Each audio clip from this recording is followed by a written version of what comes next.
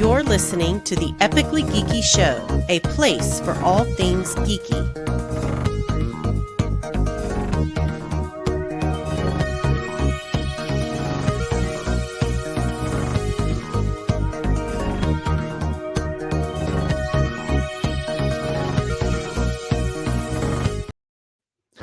Welcome back to the Epically Geeky Show, episode number 181. I'm your host for the evening, Eugene Stevens. Tonight's opening question is, what was your first video gaming console? Ray? Mine was a Nintendo NES.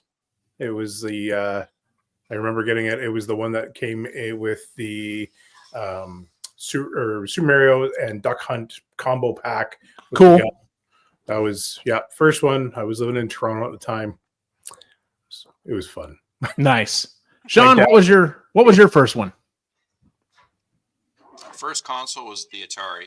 I played a mad amount of Donkey Kong and E.T.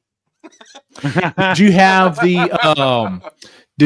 the one that had the faux wood, or was it the how do they refer to that size? Is it a second gen, like with the black case, or there's a lot of models? There's a lot of models. You may not know this. But what you're referring to, there's the heavy sixer, the original with the six, the wood and all that. There's a couple of different variants of that, including a black one called the Darth Vader. But what you're thinking about, the other model is the Junior, the 2600. Junior. Okay, yeah, with the silver bar across. Yes.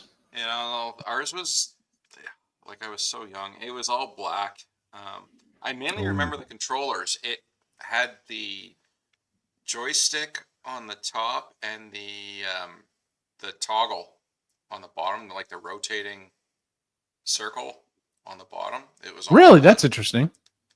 Which was great because I was able to convert that over to our Commodore 64 when we got it.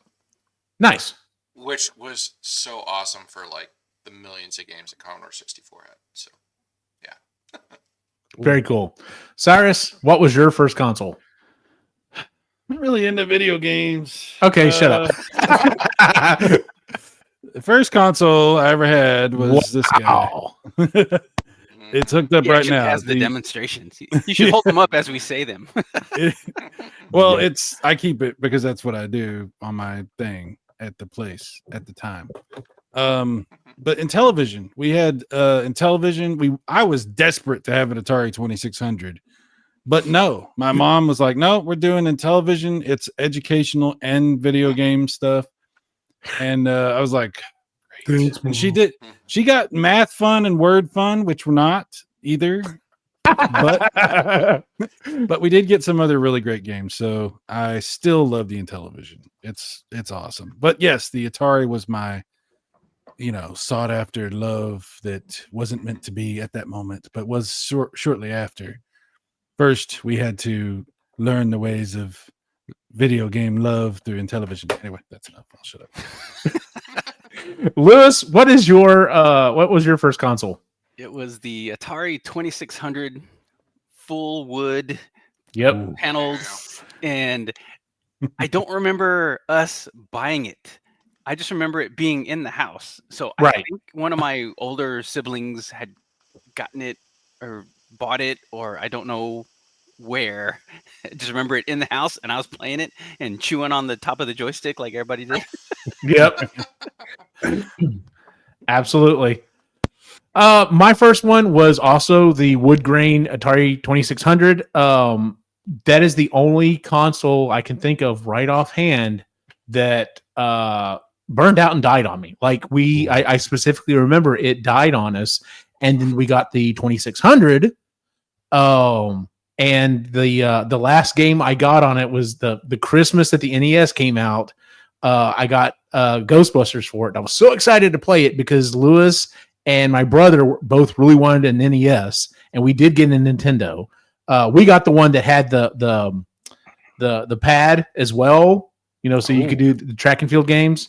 Oh yeah, right. That out. Yeah, we wore that damn thing out. And then they set it up in the other room, and I was playing Ghostbusters. And I was like, let me go see what this is about, and walked in there and played Super Mario Brothers, and that was it. I maybe turned on the Atari 5 times after that. So I mean, I still have it. I don't have it here with me, but it's in my shop. I do have my Atari. It still works. That's the fun thing, is I can get it to now. Finding a television I can hook it up to, that's where you start to get questionable. But tonight's topic, we kind of sat down. We're talking about ideas that we wanted to do for this year's show. And one of the things I brought up was I want to talk about what it's like to be a adult gamer. Just because, I mean, you mean an adult who games, not a. Yes. That's exactly what. That can be a living too, though. I mean, yeah. If you want to stream, and I don't think anyone here is going to have that big of a following, but I'm, OnlyFans video gamer. I know, right? Not with that attitude, Eugene. I have straight heard, like, literally, I was watching something the other day, and this woman, she was like, yeah, she said, I got my start, like, doing comedy. She's like, I had OnlyFans, and I literally would just it was bad comedy, but I was just doing it topless, just because. She's like, well, it was the only way I could get people and made money. I'm just like, you know what? You do what you gotta do. So she's like, once my jokes got good enough, then I put my top back on. There's a dude that's doing speed runs with his feet while he's juggling. Like, okay, yeah, fair enough. But anyway, I wanted to talk about what it's like to be an adult gamer, just because we've all grown up with games. How much we play, how we play, everything, all that stuff has changed. And I would say we're definitely the first generation that this has been a thing. Like, because I remember, I don't know about y'all, but growing up, I was always told that you'll grow out of it. And our generation never did. Like, and it's become an acceptable thing. It's funny because my wife and I were doing counseling a few years ago when we were first introducing ourselves and talking or whatever. It was like, well, what are some issues or whatever. And she was literally like, so the problem is not the fact that, like, you go lock yourself away and just play video games all the time. I'm like, no, I don't really have that issue. She goes, oh, because I run into that a lot. Like, that happens a lot. And I'm just like, oh, okay. But yeah, so I wanted to talk a little bit about what it's like to be an adult gamer. And I'm just kind of written down some questions so we can kind of have some topics. But let's talk about when you first started. What kind of gamer were you growing up? And I mean, like, were you a casual gamer? Were you like occasional gamer? Were you like a hardcore gamer? Ray, we'll just kind of stay in the same order. So Ray, were you constantly playing games? Was it something you did just time to time? So, definitely daily. I would be playing games daily. Definitely going to the rental store and grabbing, the game of the weekend and trying to beat as much of it as I could within that time frame. So, but technique wise, maybe more casual, despite being like, playing as much as I did. And the other thing too is that I was one of those kids that would try and figure stuff out, but like, if there was a secret or something like that, I'd try and go and hunt for it. So I would always run out of time whenever there was timed things, or just because I was so curious as to what else was there. Because I saw, like, there was a couple games where you get like a secret or this, that, the other. And I always wanted, but we didn't have the money for it, but I always wanted the strategies that you could buy and, like, go through and, like, actually learn. But we never, that was a luxury that I could either have the game, or I could read about it. It's right. Fair enough. Sean, what about you?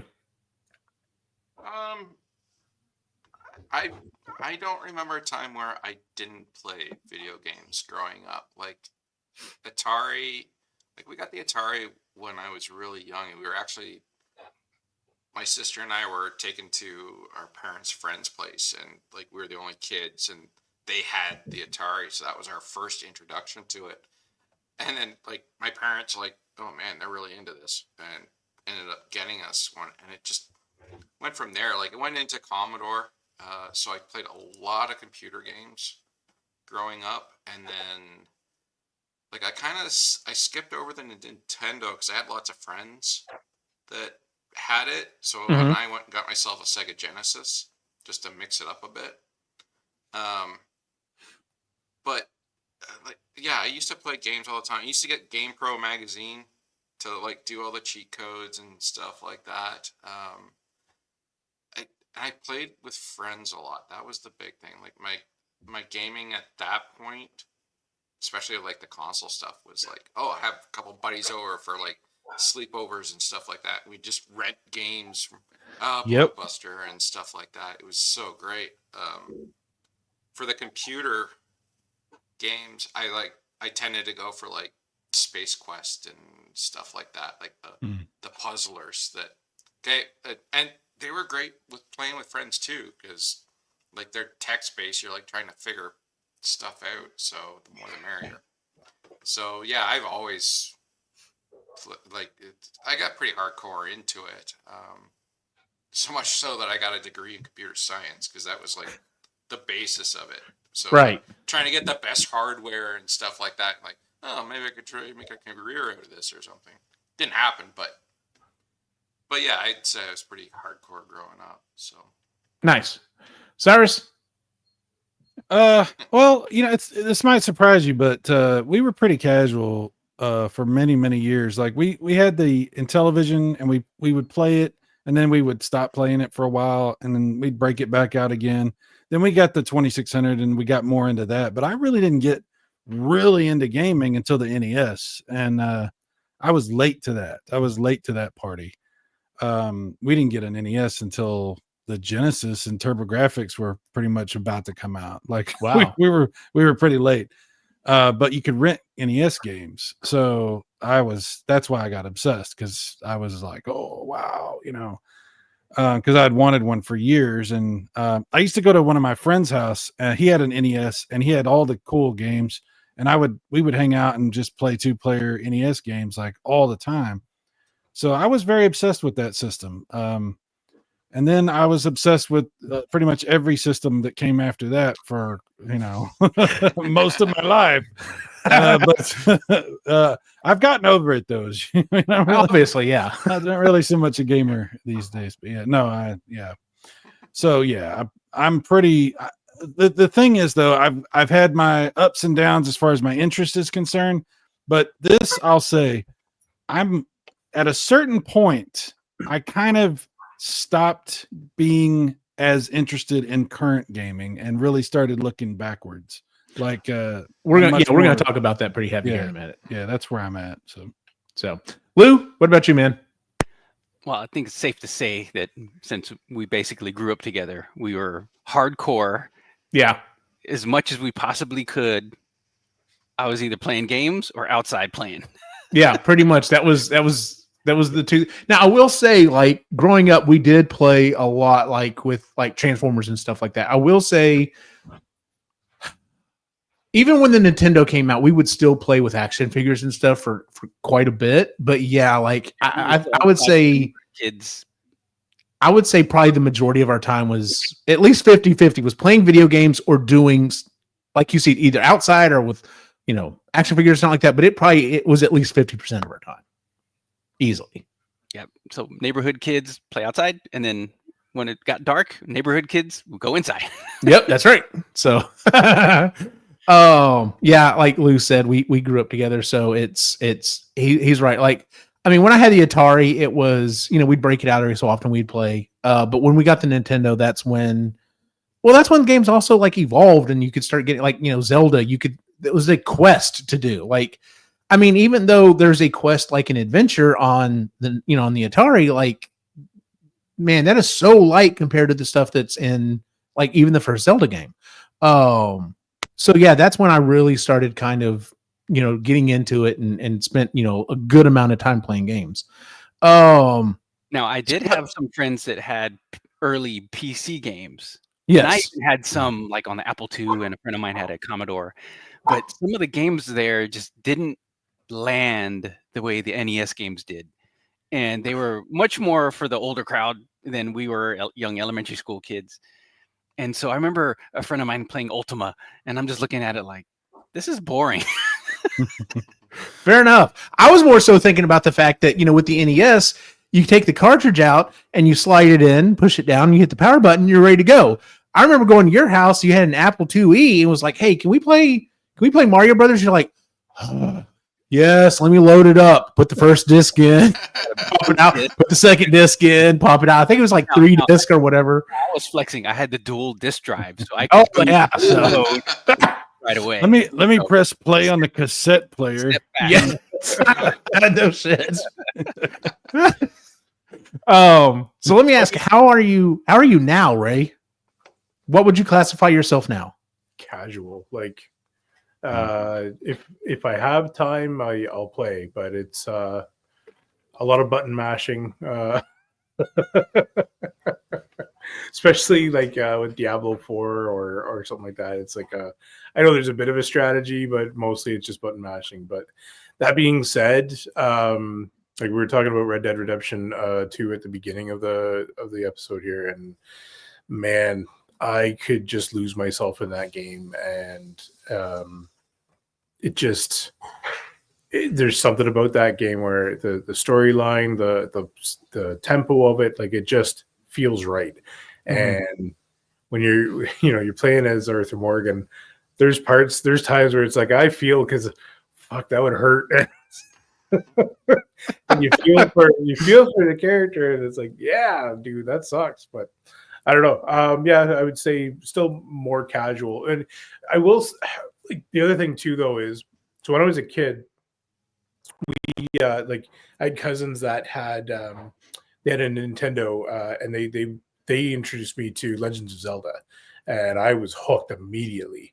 But they lost their original map that came with the game. So they actually went screen by screen and like redrew the map. And then when they beat it, they were like, oh, we got to do this again for the new one.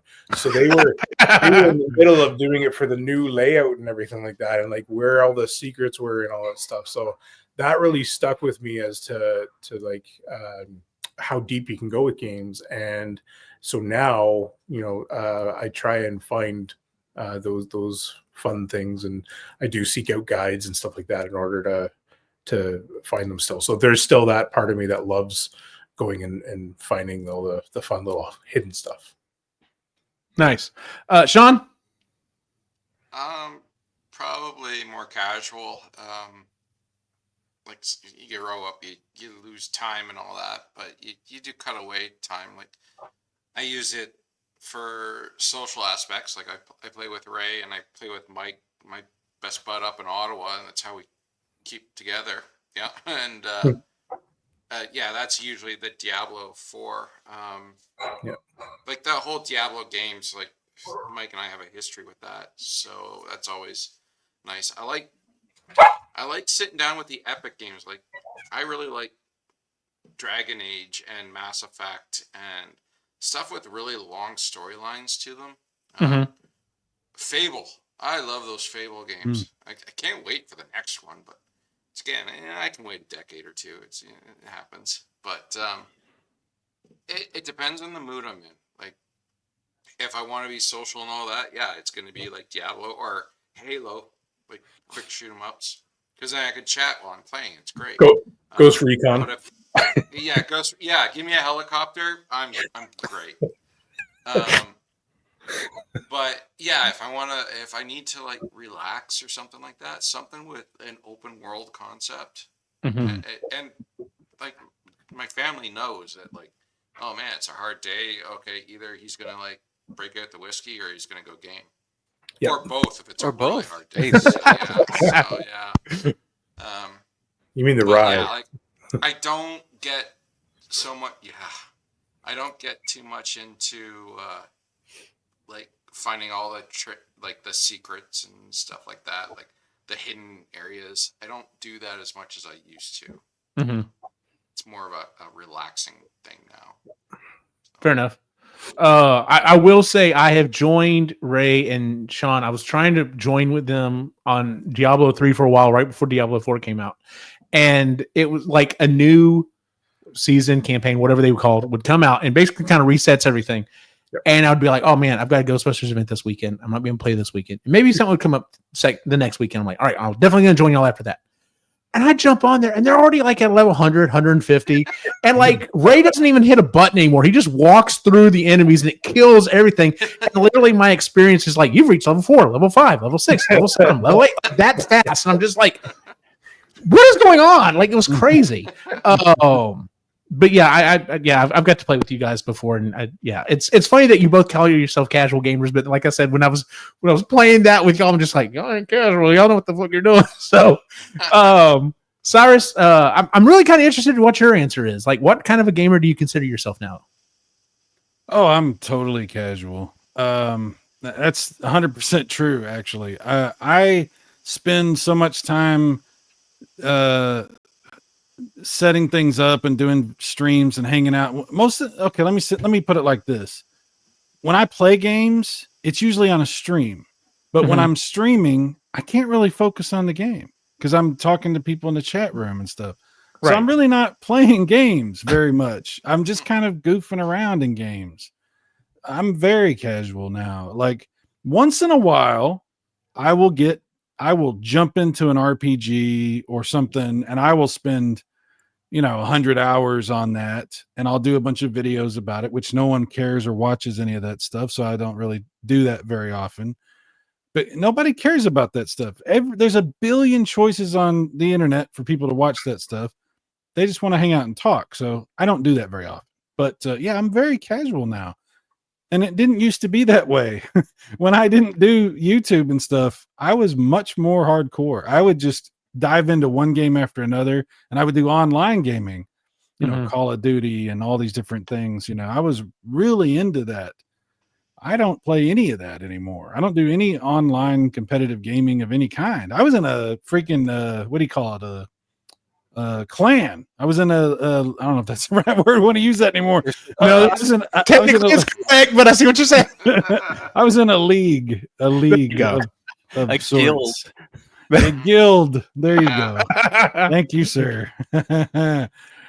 Anyway, but no, that was a long time ago. That's been, that's been 10 years. It's been 10 years since I've been in any kind of competitive gaming, like serious competitive gaming.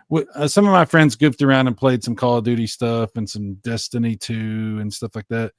But I haven't done anything like that in at least a couple years. So yeah.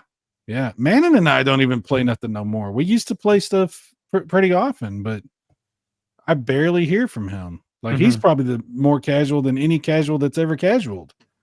Okay. But yeah. Nice. Lou, what about you, man? Well, before I say how I game now, I would say a lot of it was formed in my college years. So in my college years, going to school for computer science as well, I didn't console game hardly at all. It was studies on the computer, or I had to do something else on the computer. So that's when I started PC gaming a lot. And my go-to was the real-time strategy games. The Age of Kings, the 2 had just come out, and that was just either after studies, I'd just be on that the whole evening. Yeah. So being the big gamer as a kid, the big gamer in college, at when you could, that was the stress reliever. And so now it's pretty much I play in the evenings, blow off steam, or go to the gym. So hardcore compared to my younger years, no, not so much. But yeah, I still play a lot. Fair enough. Like there's no judgment here. Like no matter what you say, like it's just kind of funny because it's one of those things that the more I talk to people our age, like a lot of people are like, yeah, I used to be really big into games. I still game. I still enjoy playing games, but I've become much more of a casual person. However you want to define it, whether it's the amount of games you play or the type of games you play, or even like how you play. Like obviously several of us have said that, yeah, the reason I play is to kind of blow off steam and kind of goof off or to hang out with my friends or whatever. So it's funny you were saying that about college because that's definitely what I did, like to just chill and so I'm gonna age myself here where PlayStation 2 had just come out when I went into college, and Man, my parents had picked it up for me, and we grabbed Final Fantasy 8 had come out. Okay, yeah.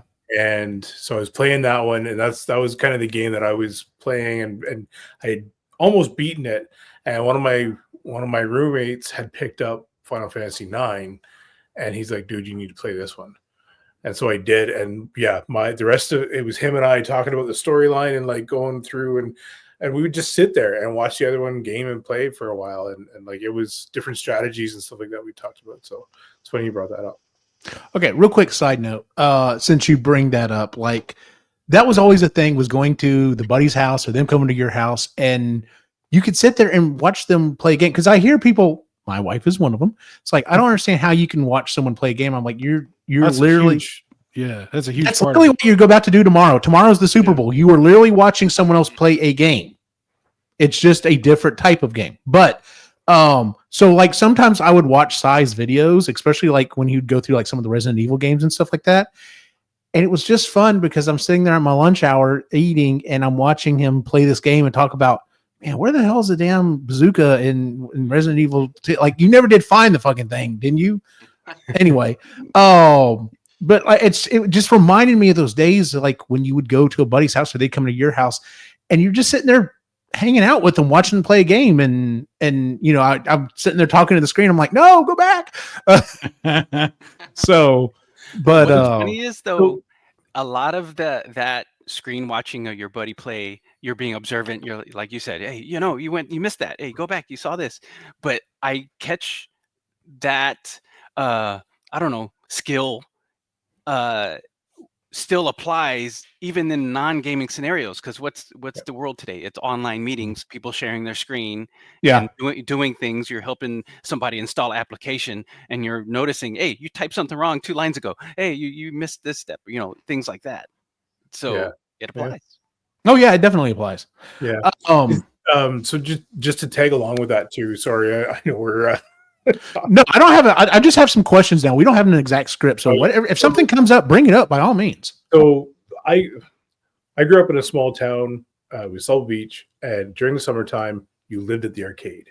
Like that's where you went. Yeah. Go and hang out at the arcade, and you would watch other people, and you would put your quarter down, wait for your turn.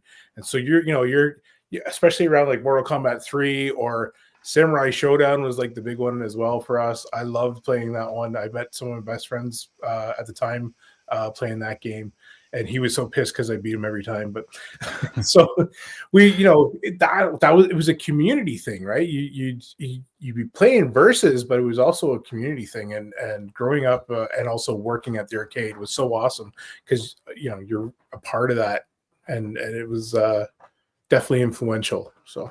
Yeah, gaming was our sport. It was our place to, instead of being hostile towards each other, we could use our hostility with each other. We were a team. We were celebrating the same thing. We were enjoying it together. We were learning, and it was like you said, a communal experience that. Yeah, some of like the kids that played a lot of sports, they had that. We didn't really have that because we weren't really into sports.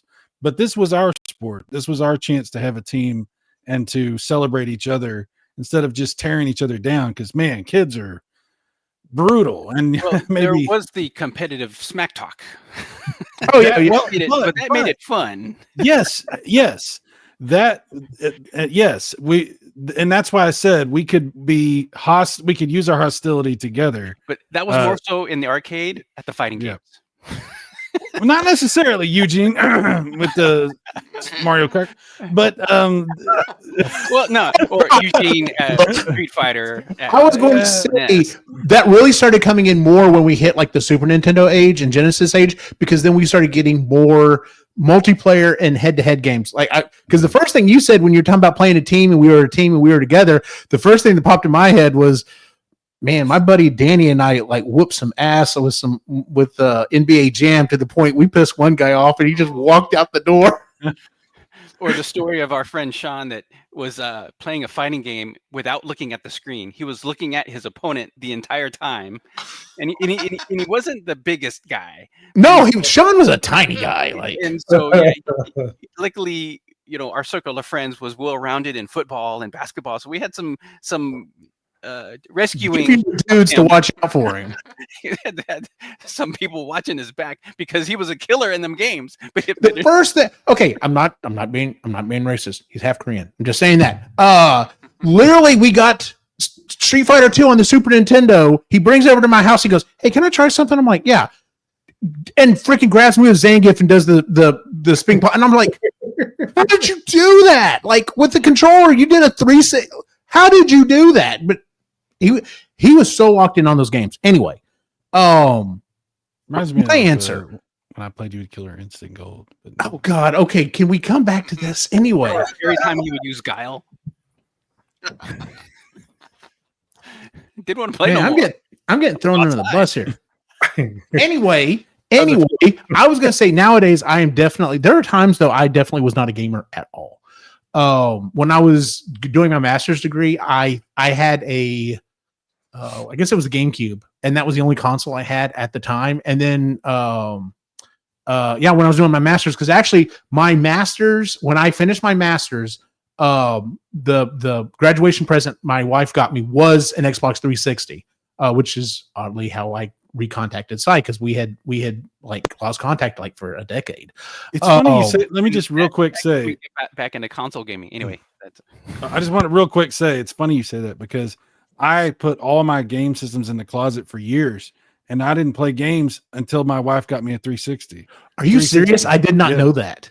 Yeah. Wow, that's crazy. She bought a PS2, one of those little thin, slim ones, and we had it for like maybe a month, maybe not even a full month, because we started playing it a little bit, and I was like, it's kind of cool. And then she bought us a 360. She got the family 360, and that was it. That's how all of this started again. Fair enough. Nowadays, though, I have an Xbox One S. The last time I turned it on was when I was fixing my boys' controllers and I was recalibrating the things. I can't tell you the last time I played that thing. I have broken out the Switch from time to time and played like Mario Kart with the boys. That's fun. And I've got Mario Wonder, and I've played it a little bit, but I haven't played it that much. Honestly, the thing I've played the most is I'm finding I'm getting into retro gaming more, and there are so many games that I never played that I'm like, I kind of want to go back and see. Let me go back and play this and try this. And then there's some games that just like every time Halloween rolls around, that's Castlevania season for me. Like that's all right. I got to go back and play Castlevania 2, Castlevania 3, Super Castlevania, and now I'll be adding freaking Rondo of Blood because that game is so good. But yeah, if I'm going to consider myself any kind of a gamer now, I would say almost strictly a retro gamer. Which brings me to my next question for y'all. So I've gone back and I've introduced some retro games to my boys. Nicholas and I have started going through and playing the Metal Slug games. I've barely played those at all, and now we're like running through them on the emulators. It's funny because never playing them, I don't know what's coming up, and to see this start off as this pseudo weird, like set in like kind of Vietnam / like maybe like Desert Storm type stuff, and then there's aliens, there's zombies and stuff, and like Nick's like, what is going on, Dad? I'm like, I don't know. just keep hitting shoot, dude. hey, but like, none of us could afford a Neo Geo. Oh, yeah. I mean, we could play it in the arcade, but we had that conversation a little bit with Cyrus about, talking about microtransactions and putting tokens in. Anyway, I got on the other day to play Super Bomberman with me. Lou, you remember how much fun we playing Super Bomberman? That was a grind. Yeah, that was an awesome game. But like, let me ask you this. So I'm just not into I'm not into, especially modern day shooters. Like there was a time like every weekend was fucking Modern Warfare or just one of the other Call of Duty games. Like that's what I did. I don't know if I don't really care about first person shooters anymore. I don't really care that much about third person shooters. So I know we all have kids of different age ranges, but I feel guilty that I'm not into those games anymore. And I know my boys would love if I would pick up and play like, what's the one? Fortnite. I know they would. And I know I'm probably not going to be that great at it because it's been forever since I played a game like that. But I'm like, I don't want to spend my time playing that game, but I know that they would love it if I would. Do any of y'all feel like that? Your friends would frag you. That's why they want you. They just want you to join in so they could gang up on you. That's the only reason they want you. Well, maybe some, but yeah. Dad, I no scoped him. So, but I'll start with you on this one, Lou, because you have kids that your boys are about the same age as mine. Do you play games like that with them, or? I did for a while. Mm-hmm. But now they're starting to play with their friends more now. Right. And so our tastes in games have diversified. Mm-hmm. And so they're kind of off doing their own thing. Do you feel guilty about that at all? Absolutely. I'm not saying you should, but. No, not at all. Okay. Because that makes me feel better. They're not into the shooters. I am into those shooter games. Mm-hmm. And so I'm not so much into the online arena, Call of Duty Warzone, where it's a free-for-all style games. Not so much. I'm more into maybe like Destiny 2. What's the other one? The Division. Maybe more solo style. Right. Games. I'll jump in Fortnite and putz around with them for a little while, and then none. I can't keep playing that game. Okay, that makes me feel better because honestly, like I feel guilty about it sometimes because I'm just like I know they would love it if I'd play with them, but I'm like I just don't feel. Like can I just real quick say I don't know. Everybody's kids like are different ages, like you said, and my daughter's been grown for a while. So my experience sharing gaming with her is different now, obviously, than what it was when she was a kid. But what we did pretty much when she was a kid was I just gave her my consoles and let her do whatever. And I would watch her play certain things, and occasionally we might play a little something, but mainly it was like just she has her experience and I had my experience, and they were not really connected too much. But it's funny because like now she's grown. And sometimes she'll come over, or when she was staying with me, and she's interested in playing like Atari 2600 games with me and the NES games and, Genesis games and stuff. Because that's a different world than she doesn't know much about any of that stuff. So it's fascinating to her because it's like, it's simple and, whatever, but it's still fun. And it's so different from the stuff she has been into. Like she plays, the newer Resident Evils and the newer, all this new stuff that's out, and I'm not really into the new stuff. But yeah, I could talk forever. Sorry. But yeah, it's interesting. I think everybody's going to have, depending on like Eugene, your kids are, in that teenage thing coming, and so you're in a transition period in of itself because of that. So this is a question that you're probably struggling with right now. I am. And yeah. I keep reminding myself because Christy will be like, we're sitting in here watching TV and the boys are in their room playing games or doing whatever. Are we being bad parents? And I'm like, no, because I remember growing up doing the same thing. And I have to keep reminding myself, this is probably what they want. I mean, they're doing what they want to do. We do like I have instituted like a family like movie night pretty much so that we are doing something kind of together. So like last night. Yeah. Last night we watched weekend before I showed them Groundhog Day. So I showed them the OG. Last night I showed them Edge of Tomorrow because I'm like, all right, let's take the same concept, but we're going to make it into basically like an action game. And both of the boys, I'm like, so what'd y'all think? They're like, it was really good. We really liked it. So they're enjoying doing stuff like that with me, but I just keep, I'm not derailing this entire subject, but I'm hitting that point that's like literally Christy had a moment the other day. She's like, well, I've registered them for 8th grade. So their transfer went through. She goes, and then I had a moment and I'm just like, oh God, the next time I do this, it'll be for high school. Like, what the fuck? Like, we're already there. Everyone else in here pretty much. I mean, Lou, you're the only one that's got one younger than I do. The rest of y'all are just like, been there, done that. Ray, thoughts on, were you playing games with the I don't know how much Logan played, but I know Quinn likes to play games a lot. So it was interesting. So when the kids were growing up, we had the Switch and or not Switch, sorry, the Nintendo Wii. GameCube. We were doing the Wii there for a while. Oh, okay, yeah. So we played Super Mario Kart with them. We played some fun games with them that way. And then as we moved on, Quinn would play. I'm not a first person shooter player because it makes me nauseous. I just I can't stand it.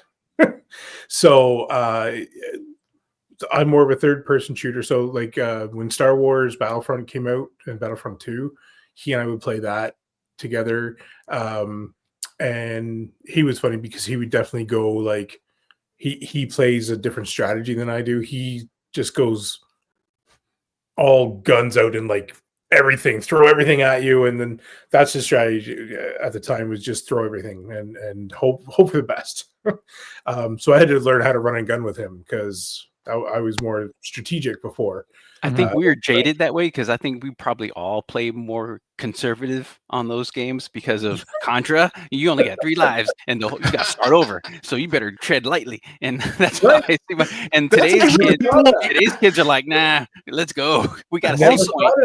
Also, we didn't grow up with these analog controls, and I don't think any of us have ever gotten 100% comfortable with the analog dual sticks. Like we're pretty good, but these kids grew up with that. And other platformers, no. Yeah, it's the reason I went with this controller when we talk about it eventually is because of this. This is in the right position. This is where my thumb naturally goes, and on an older game, I need a cross pad. Yeah. This is why the PlayStation controller has never been my favorite controller, because you're using those joysticks. I'm just like, no, my thumb belongs up here. Anyway, sorry, go on. So it was interesting there. And so now that we've transitioned again and like I'm sticking to some of the games that I really like Red Dead Redemption, and once in a while he'll play Diablo or Diablo 4, but it's Diablo 3 he and I would play together at the time. Problem now is a lot of them are online, so we actually have to play in different rooms anyway. Like it's not side by side as much as so we've talked about different games that we could try together. He right now is playing Baldur's Gate 3 and loving it and having a really good time with the storyline in that. So it's fun to watch him enjoy like a slower paced, more methodical game where it's not as much chaos as before. So he's trying to talk me into some games as well, and I think I will play some of them, but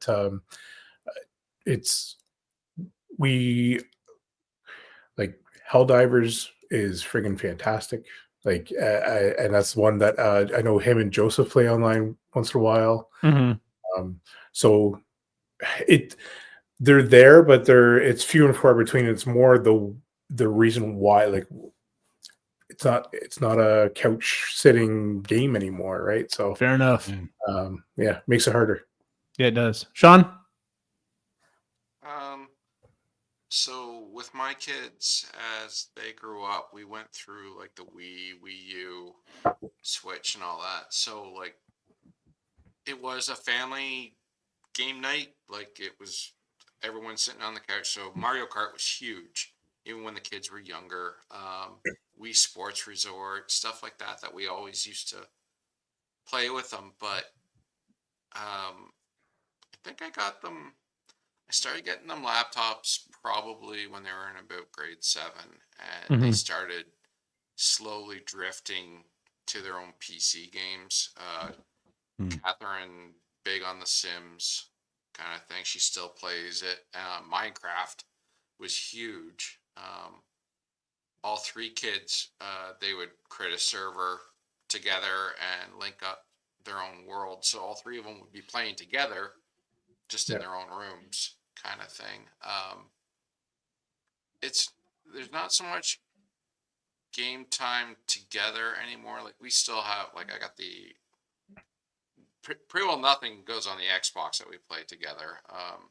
We've got the Switch, which Mario Kart's still one that we'll play together, mainly because that's one of Deb's favorite games. So, we got to play with Mom. So, Yeah. Patrick comes home and all that. But, like, just going back to your worries, Eugene, yeah, it was about grade 7, grade 8 that my kids like started disappearing to their rooms a lot more. Barely saw Patrick. Patrick's my oldest, who's actually in game design second year in college right now because he's so into it. He was more about like the anime games and Japanese games and stuff like that. And he's turned out to be a really good story writer. So much so his professors have taken notice. But yeah, he was the first one to like disappear, and you'd like see him at meals. That was about it. Willie is the same way. My youngest, so he's in grade 9 right now. He plays a lot of first person, like he was into Fortnite and stuff like that. But he has his own Twitch stream. Let's see, we had a snow day here yesterday, and I didn't even go into work because it was bad enough. And I saw him at supper. That was it. He was playing game the whole day. Yeah, same. So yeah. It's a normal thing. Yeah. It's normal, absolutely. And it's one of those for us. If we could, we would. I totally remember doing that. Like we'd go play games and stuff, and like, hey Mom, when's dinner ready? Come eat and go back and play. So I think the biggest difference keep remembering between our generation and theirs is, keep in mind, they're not alone, even though they're in their room. True. Like when we played, unless like there wasn't that many games that like ran on dial-up at my age anyway. It wasn't until I got to university when they gave us a T1 line in our residence that it was like, oh, here we go. And my best buddy, who was my roommate, and we wired up the entire floor of our residence and gave everyone Quake 2. And that's how we met the girls. Nice. So the entire floor was all wired up for Quake 2. It was so amazing. Yeah, I remember friends in the dorms had like 4 of the original Xboxes all linked together, and they're just playing Halo. Yeah. But at the time, I was not in the console loop. I didn't know what was happening in that scene. I was off in the corner with my PC game. Yeah, but what my point is, like, it was a different generation. When we went and played by ourselves on it, typically we're single. We're just by ourselves playing these games. They're not. Like I can hear Willie. I can hear Catherine chatting away, and like 1 o'clock in the morning, they're still playing. Like, seriously, guys. Like, your friends need to sleep too. So they're not alone. They've got this. It's a social thing for them too, which is a bit different than what we had.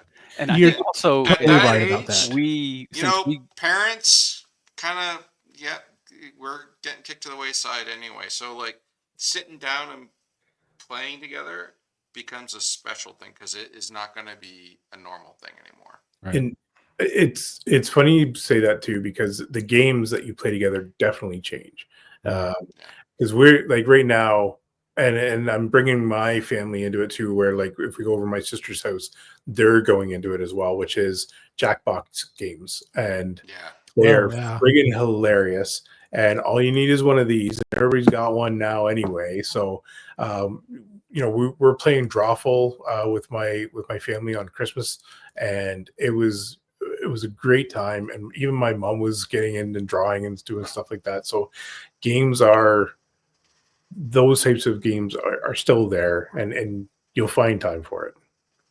Yeah, I liked Among Us. We used to play that. Oh yeah, yeah. I played Among Us with the boys. That was it. Yeah. And especially when you're sitting in the same room. Oh yeah. Like the person's trying not to giggle as they're killing everyone in the room.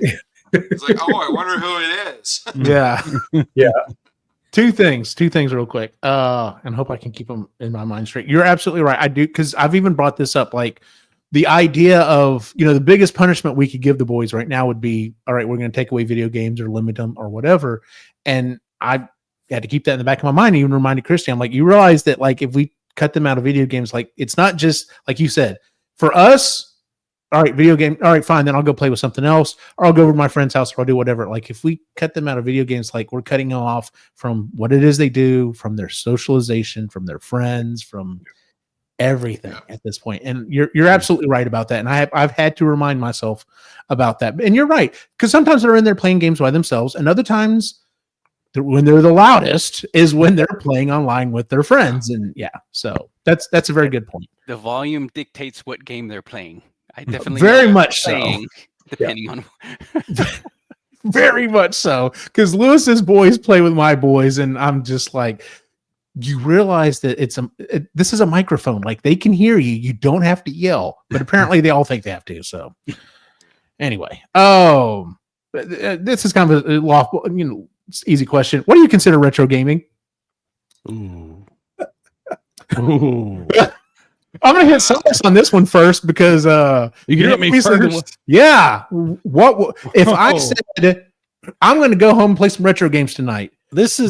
At what level do you think that's not a retro game? This is not a simple question. No, it's not. Some people think it's very cut and dry. This is retro. That's not. There's the line. On this side, it's retro. On this side, it's not. I have an exact definition, but I'll wait. No, go ahead. Let's hear what text. I want to hear your definition, then we're going to judge you on it. Yeah, my exact definition is: did it have internet connectivity? Yes or no? Interesting. That's an interesting way to go about it. I don't know about that, Lou. So, I don't consider PC games retro, because a lot of the PC games were online. No, I can't go with that, because if I were to somehow figure out how to bring back like Command and Conquer Generals, everyone's be like, "What are you playing? Like, what is that?" Listen, I remember being a Feature suit layer. that's exactly what I was going to bring up. Okay, I'll walk back that PC part, but all right, online is my definitive draw. Okay, so the PlayStation 2 was about the age we started. PlayStation 2 had a modem that you could install. Dreamcast had a modem you could install. It came with the modem. Okay.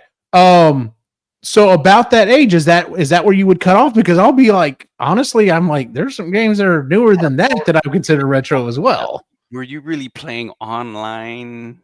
No, I was not. Now, at that time, no, I was not. The first time I started playing online, like legitimate playing online, was the Xbox 360. Exactly. So was it PlayStation 3 and 360? They were at the same time? So that's what you would consider the cutoff. I think cutoff, yeah. All right, Cyrus, what do you think about that? Would you say that is... The younger kids would be like, "Oh no, that Xbox One is ancient." That is the point I want to make. It's completely subjective, and it has to do with what you grew up with. But because what you grew up with is your retro. That's where you're going to go back. It has nothing to do with any of this, in my opinion. It has nothing to do with any kind of like metric as far as like, does it have internet? Is it this type of game? Is it polygons? Blah blah blah. It's what you played when you were a kid. That's retro, and that could even extend through your teenage years and up to your early 20s. That's all retro. That's my opinion. Yeah, because in our world, in our time, that's about.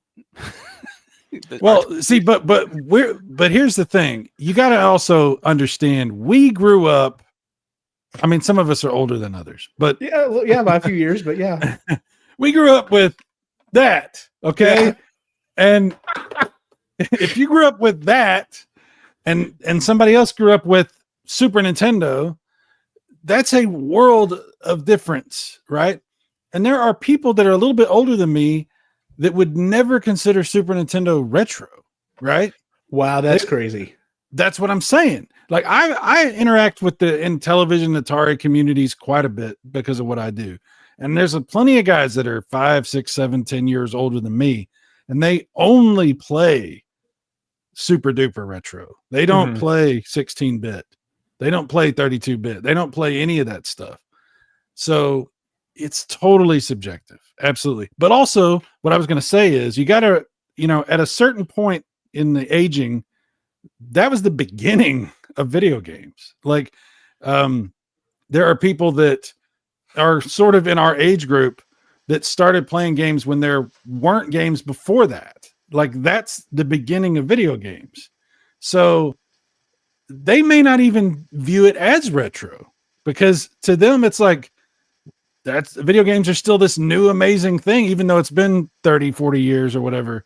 They're still like, wow, that retro is like kicking the can down the street and playing checkers and, you know what I'm saying? Like, anyway, it's just very subjective. It goes to what you experienced as a kid and what you're trying to get back to and what you never finished like, we have unfinished business, and that's what retro is the unfinished business, I think. So, that's a really interesting idea, and I kind of like that retro is the unfinished business of stuff that you'd want to do. For me, that's totally true. Totally. All right, so let me ask you. Let me just put it out this way. So we're gonna start going through some consoles here. I'm gonna ask you. Oh, what do you want to say, Ray? Well, I was just gonna say about the whole retro thing. I look at it differently, and I look at it as the style of game. Because if you look at Halo Knight, it is a very side scroller type of game, and I consider that a retro style game. Same with Cupheads. Cupheads is a new game. It looks great, but it's very stylized in a retro way, and it plays retro as a shooter, right? So that's a good way to look at it too. Rayman Legends was a side scroller. It was interesting. They had some cool things about it, but it's a very old school styles side scroller. So that's how I view it, as those different retro games in that way. Yeah, because you could look at like that. About anything older than 2 consoles, like that's generations of consoles, and then retro is constantly expanding. Yeah, because like that newest Ninja Turtle game that came out, the Shredder's Revenge, that is very much a throwback, but it is very modern in the way that it's like, oh no, you can build up your character and like gain different aspects and different things like that, which wasn't always there. So but it also looks like it's a 16-bit game. So Ray and Sean, you got me thinking here. If we were to imagine we're not talking about video games. Imagine we're talking about music or movies or something. Oh, that's now you're gonna get funky, dude. No, I'm just saying, like, there's movies that come out that are shot in an older style or shot from their design film. Right. There's elements that are hearkening back to a older time, and that could be, it may just be the story or the costumes or something. But the point is, there in the medium, there could be a movie come out that you're not going necessarily, this movie's retro, but it's definitely harkened back to an older time of the genre. You know what I mean? Mm-hmm. And it's interesting that we kind of see it in a different way with video games, because I agree with you. I buy a ton of new retro. I buy a ton of new games that come out that are in a retro style, and I think of them as new retro. There's new games that get released on the Intellivision. There's a homebrew community that makes this stuff. They're new games, but they're on that. And so this is a interesting, I don't know if there's a real definition here. It's going to really depend on the way not just your experience and not just your personal thoughts, but there might be even new things that get introduced to you that you go, well, yeah, that's retro, because it's an interesting concept when it comes to video games. Maybe it's a little different than other mediums. I don't know. I don't know, because the boys will freaking ask me, when was this movie, that we're about to watch? When was this made? And it is definitely going back and watching these older 80s movies, that 80s and 90s movies. Man, they are a lot. Even though they were action packed when we were growing up, man, some of them are pretty slow by today's standards. There's a guy that's in my Ghostbusters group. His name's Alex. He's our youngest member. He's 18. He's an awesome guy. I was talking about video games, and he's like, I'm really getting into retro games, and I just scoffed. I'm just like, oh boy, what is this 18-year-old about to tell me is retro gaming? He said Super Nintendo, Sega Genesis. I'm just like, oh, like you are classically trained. Thank you, sir. Because I thought he was going to be like, Xbox 360. Yeah. And I would be like, oh, 360. God, that hurts. But seriously, like, if you think about it, like the three, okay, who else here when you hear 20 years ago thinks the 90s? Yeah. Yeah. Okay, we're gonna move on from this. All right, let's see here. Okay, so we've already kind of talked about this. Do you find yourself gravitating more to single player games or multiplayer online? I'll be honest with you. I very much, like I said, I pretty much am playing retro stuff, so I'm very much gravitating to single player games. And there was a time when I started trying to play Diablo with the guys there that I was like, man, I really want to find something to play online. And the problem is like everything else is being an adult, trying to find time to do it together is a problem. And so part of me is like, I still want to try to find this grand, epic, like RPG game. And I'm like, maybe I need to look for a single player one and just be like, this is just what I'm going to do when I find time, because then when I find time, I don't have to worry about, damn it, I don't need to play this because I don't want to get ahead of everyone else. And I think I am moving towards gravitating more towards single player games. So who wants to jump in? Yeah, same thing. I'll just say same. Okay. I'll jump in because I never really did the online multiplayer stuff until relatively recently. I did play those games, but it's hard enough to set a date, have your friends join in at the same time, because a lot of those online role-playing games, to get the good loot, you got to go do the raids, and they're hard, and you need 6 people at least. And it was hard enough trying to find your friends that to meet up. But then a lot of them, you can't get any of the good loot without doing it online, and then you have to find strangers, and then you have to find message boards, and it's a big hassle. And so, yeah, I never really found that fun, and just gravitated more to single player. Fair enough. Sean, Ray? Hello, Sean. For me, I'm going to say I'm mixed, because I do enjoy Diablo 4 with the guys when I can, or even Ghost Recon, or like I enjoy having those games available. It always takes us a couple of tries to get back into like, how do I move around with this game again? Yeah. So that's nice, but for like, I wouldn't pick up a PlayStation 5 specifically because Spider-Man. I wanted to play Spider-Man. I wanted to play the new Wolverine coming out when it comes out. Like, there are some solo games that I want to play because it's an open world, or it's a and it's a story element. And like, I'll never. I think it was on PS2 that the Spider-Man game came out, and like you're swinging through the city, and I'm like, this is awesome, and I wanted to do that again. And it was awesome to do it and have some fun with that. So. Yeah, I'm leaning more towards. I like having a balance, I guess, would be the best way to put it. Fair enough, Sean. It depends on what I'm looking for. Like, I like my online games because I like Diablo and Ghost Recon and stuff like that. That I play with a specific group of friends. I don't like going online and getting my ass handed to me by a bunch of 8-year-olds. Fair enough. Pisses me off. Yeah. And I can badmouth them till they cry, but it gets boring after a while. So, no, I like the online aspect for my own personal getting together with my friends, no one else.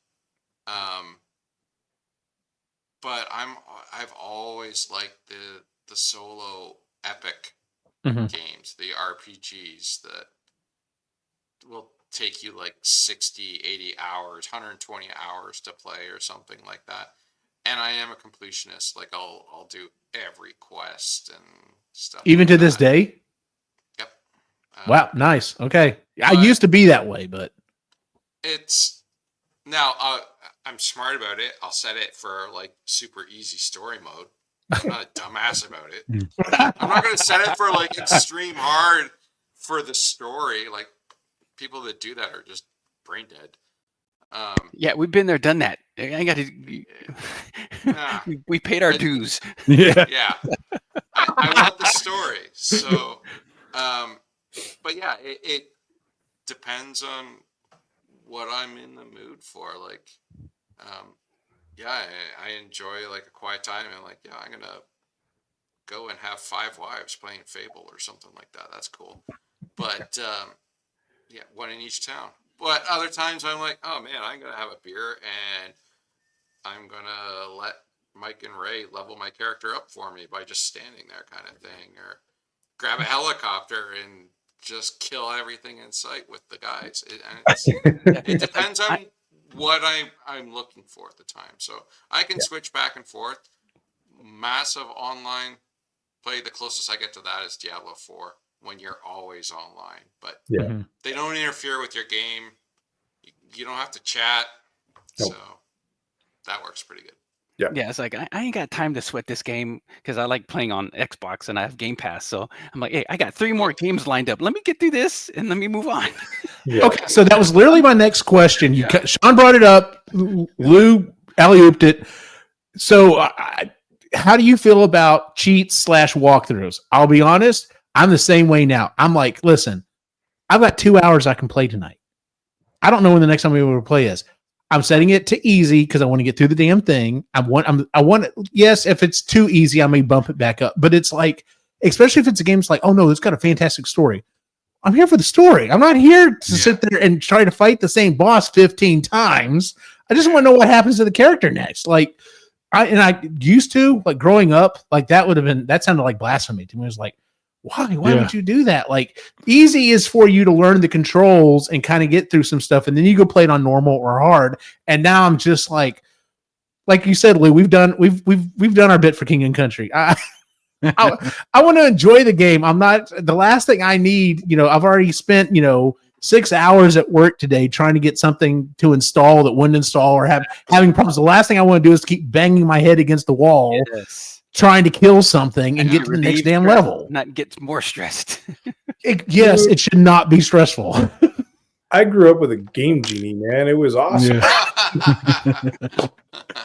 Fair enough. Yeah. I never had a Game Genie. PC games, we had cheat codes built in. We go pull up the console, type in the God mode. Go. We've been cheating forever, dude. Like you had a Game Shark. No, I didn't. No, we borrowed a Game Genie from Cole Hood. I never actually physically had one. Well, I know it was in your house because I remember because we borrowed it from him. We were finding codes. People wrote down Game Shark codes in the at the game rental store. They had the little piece of paper shoved in there and had all the codes. Holy shit! Do you remember when we used it to cheat on F-Zero and use like nothing but boost, and we got a super fast time? And when we told Aaron Lamone about it, he like spent a week and a half before we told him. He's like, I don't understand, because that. Okay, so before you could go online, we literally would be all playing F-Zero and like call each other up and be like, dude, I just beat Silent Run, whatever it was, at 3:15:26. And then everyone's like doing that lap over and over again, trying to get, hey, I got you by, a tenth of a second. He was breaking records left and right. I mean, there's no way he'd beat Game Shark, but yeah. So, okay, I was just wondering about that because, like I said, I feel like more people, and now that I've started doing the emulation stuff, they have Game Shark built into it, and I have activated it on a couple games, and I'm just like, oh yeah, this is the only way to play some of these, because there are a couple of games that I always liked playing growing up, like Zombies Ain't My Neighbors, but it gets very repetitive and it is insanely hard. And I'm just like, no, I'm gonna fucking finally beat this game. I don't know how you beat the game without it, honestly, at this point. I think this specific issue is probably the greatest evidence that we're all very casual at this point, because fair enough, there are gamers that hear what we're saying right now and would just like immediately like want to throw up. Like they would look down on all of us because They get their achievements or their trophies or whatever it is they get, and that's important to them. They're doing something. It's an accomplishment that they put on. Like those are their accomplishments, you know. Right. And for us, accomplishments are not necessarily like it's nice to complete a game, and we like that's cool. I beat that game, and I got the story, and blah blah blah. But we're not like putting it like on our hypothetical wall of accomplishments that we beat the new whatever Elden Ring or something. But there's a lot of people that's very much where they're at as a gamer, and there is nothing wrong with that. Of course there's nothing wrong with that. That's a huge part of gaming. And once upon a time, I think when maybe the 360 was coming out, we really cared about our achievements on the 360. Oh yeah. Yeah, but we could afford to no life those things. Exactly. So yes, we're in a different place than some people, and that's just that's what I'm saying. And I think it's also different because if I'm just playing this game by myself to beat it, then cheat all you want or whatever. But if it is in a situation where it's like that, where it's like, oh no, like you're playing ranked games and stuff like that, then yes, I am very much of the fact of okay. Yeah, so do not even try to mess with anything. We're not talking about competing with other people. We're talking about your own enjoyment of the games you have. That's right. Exactly. I despise the cheaters for online games. I think that's ridiculous. Oh yeah, it's ridiculous. Yeah. Not Number one, you totally end up breaking the game. No one wants to play the game anymore. I'm like, is that what you were going for? Is you were like, oh cool, this is an awesome game. I want to make it so no one else is going to want to play the game with me anymore. Yeah, right. The hackers ruin the games. Yes. Yeah, that's not what this is. Right. Yeah, no, this is so that Eugene can say, I finally beat Zombies Ate My Neighbors, and I can say, well, I saw the ending. Cool. Could I have gone on YouTube and watched it? Yeah, but I was just like, I want to do it myself, and I want to see how hard it is. And it's like, there's no way you can beat this game without it. Like, there's no way. I don't have to go to class tomorrow, so I can't brag about it. Sorry. Yeah. See, and what we like doing as kids was like breaking the game, right? Like, what happens if you like do this and like really try and go nuts and jump over the flagpole and then now oh my god, so many stories. I got over the flagpole. Did you?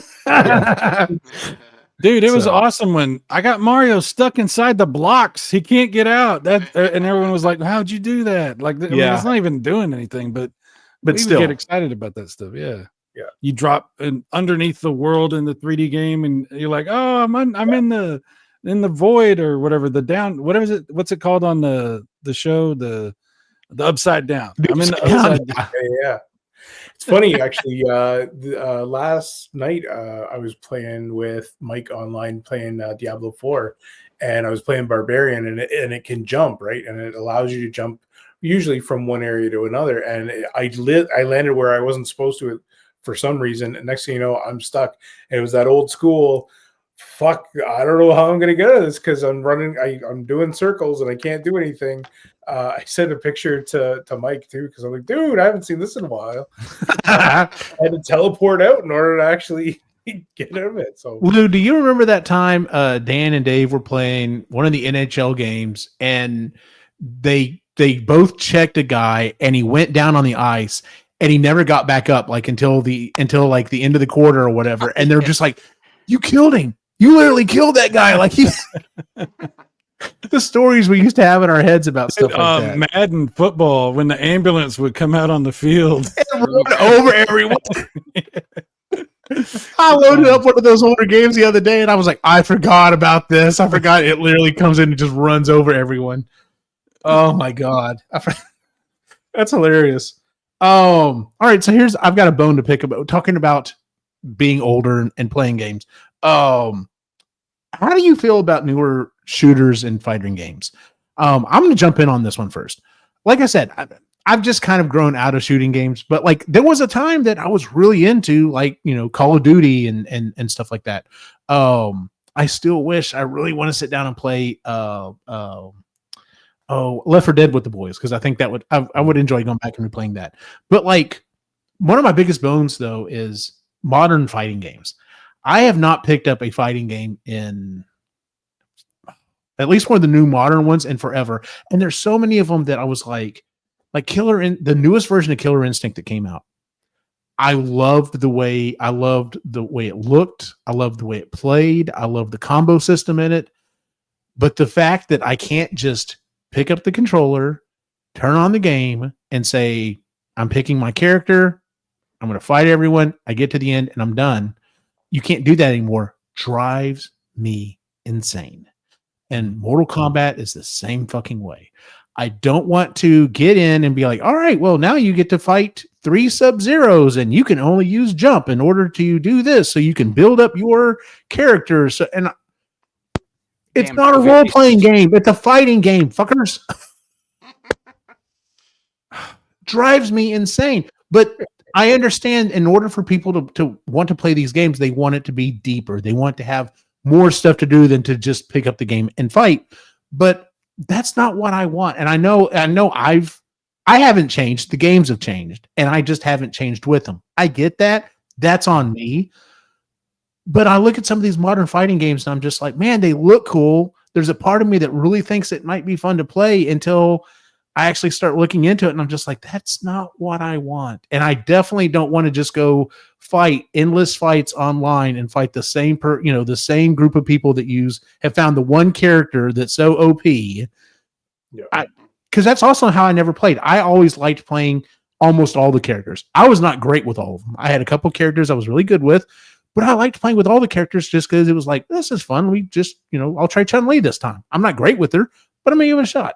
And I feel like that type of gaming is gone and I can't get it back. And I miss it. I miss that type of fighting game. And I thought whenever we were going to go online, I was like, oh, this is great because there will always be someone to play. And there's not. I mean, technically there is, but I don't want to play them. So does anyone else have a picky thing about that with modern games? So first person shooters, like I said, I can't play them. A few buddies of mine will play like the war games, like and they're really good at it. I'm not going to keep up with them. They really enjoy it, which is great. They like the immersion and stuff like that. I personally like a game pointing out somebody to me, and it's like, hey, like, and the help or the aim assist when I'm gaming, that's really nice too. So there's some games that they like that don't have that, and that's like, fuck, I can't even see the guy, like, fuck. So I'm just fodder. I'm just friggin' bullet fodder for them. Your fighting game, I'm in the same boat of like, I don't remember the last time. And I used to play Mortal Kombat 3 a lot. Like that was the game. And I followed along with what they've done with Mortal Kombat and stuff like that. But and like I said, Samurai Showdown was another game that I played a lot, but haven't picked those games up in forever. And I wonder if part of it is, and again, I know you can get the pad and actually play more arcade like, but I don't know. Doesn't feel right. So many of these fighting games don't play like old fighting games. Like they don't have the quick response strategy of like, the technical aspect that like a lot of the 2D fighting games had. And another thing is like a lot of these fighting games, it's like you don't get the whole game. You got to buy like the game and then all these other things and unlock this and that, but you're still not going to get the whole game unless you buy this pack and that pack and season pass and blah blah blah blah blah. And and another thing, so much of the games have become like these flashy, like crazy, like, oh, it looks beautiful, all these colors and stuff flying everywhere on the screen for like 30 seconds. And then there's really not that much actually happening. It's like just like I don't know, an easy like button combo thing that will take half of someone's life and look real pretty. And instead of like I said, once upon a time when you were fighting, you were actually competing skill levels. You're competing with each other in an extended match. And it seems like a lot of this new stuff I'm thinking of like Soul Calibur, the new Samurai Showdown, which I have played, is kind of like that too. It doesn't feel like it doesn't have that fast like interaction that the original 2D versions have. So, but I will say there is some hope because there are games coming out, like there's a new Virtua Fighter that's coming out, where the technical aspect is really their focus of what they're doing. So I'm hopeful that, things go through phases and like Call of Duty has been through several phases, like, and it was real bad with the loot boxes and stuff for a long time. And then it got better. And then, they go back and forth with things. So I don't know, man. All I know is that, a lot of the new stuff that comes out, I either feel like I've already done this before, or I feel like this is something I'm just not interested in. Mm-hmm. Like I know there's a billion Elden Ring games that are like that, I'm going to play Dark Souls. That's what and I'm like, they're all the same. There's so many games like that. And I'm like, guys, you can do more than that. Like you can make a game that's not just another one of those games, but people really like them. I don't want to play that, but there's a lot of people that do. I tried to play a couple of those games. And again, I just think that we're at an age where it's kind of like, maybe not everything is for us, and that's okay. That's okay. Mm-hmm. These young kids that grew up with different stuff are going to have a whole different interpretation of that. Oh yeah, because like my boys going back trying to play platformers and fighting games, they suck. Now, would they take me to task on a newer, first-person shooting game? Yeah, absolutely. I totally get it. But my skill set is different. Going along with that, I'm 47. Mm. We're all somewhere in that ballpark. Do you find your skill set, part of it's just being out of practice? I know part of this is out of practice. I know going back to playing some of these older games, I'm like, if I sat here and played this like I used to play it, I'd be pretty good at it again. But do you feel like the whole reaction time's slowing down a little bit already at this point? Because I'll be honest with you, there's some games I'm just like, wow, how was I ever that? I remember beating Super Mario Brothers 3 times over. Because remember when you played Mario and Luigi didn't get to play until Mario died. I could beat Super Mario Brothers 3 times over before Luigi ever got in. And now I'm just like, how the hell did I ever do that? Like, I'm sure I could get close to that maybe, but I don't think I could ever get back to that point. Like, Cyrus, you've gone. You need to keep in mind, Eugene, that we're playing on modern TVs instead of CRTs, and there is a minuscule amount of lag that has been added to these games. And especially if you're playing on an emulator, you've got lag from that and from the screen. So these tiny little things do affect us. Now, is that the total explanation? No, but on top of it being young and old now, right? Yes, lifing it, having a life now. Yes, yeah. And also keep in mind, we only could afford maybe 5 or 6 games or whatever. Yes, and very true. We played the crap out of those games. Like, yeah, dude. Yeah. And I'll tell you this, all these 16-bit consoles I have, I got turbo controllers. Because I'm not doing this. I'm not. You're totally right. Dude. You're totally right. I was gonna say, here's my Raspberry Pi.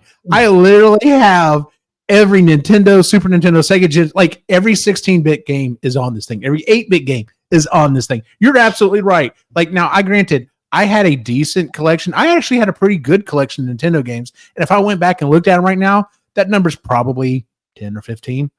Yeah. But like, that's a lot of games when you were growing up. But you're absolutely right. Like, this is literally every game.